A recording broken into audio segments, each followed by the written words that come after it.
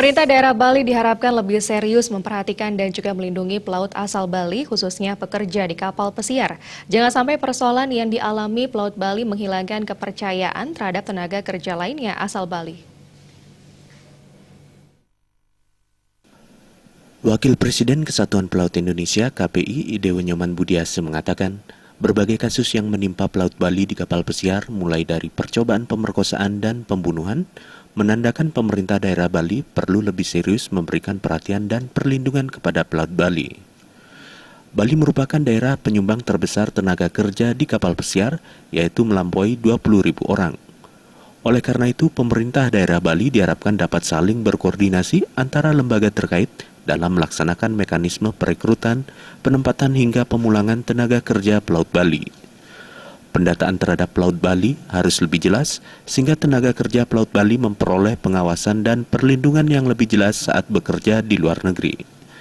Apakah mekanisme prosedural perekrutan, penempatan sampai pemulangan tenaga kerja ini, khususnya yang bekerja di kapal pesiar ini sudah terlaksana dengan rapi. Sebenarnya ada mekanisme yang saya yakin sampai hari ini masih ada peraturannya yang namanya PAP, pembekalan akhir pemberangkatan.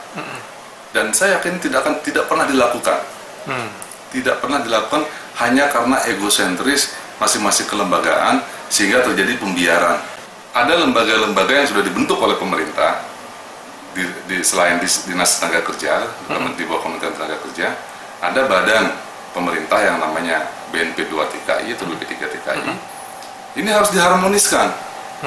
Ini tidak boleh lepas satu sama lain.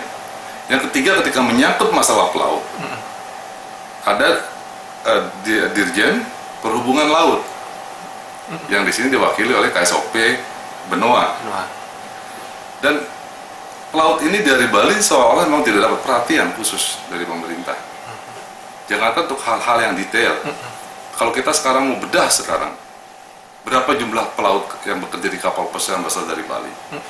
Saya yakin tidak ada satupun instansi di Bali ini yang punya datanya.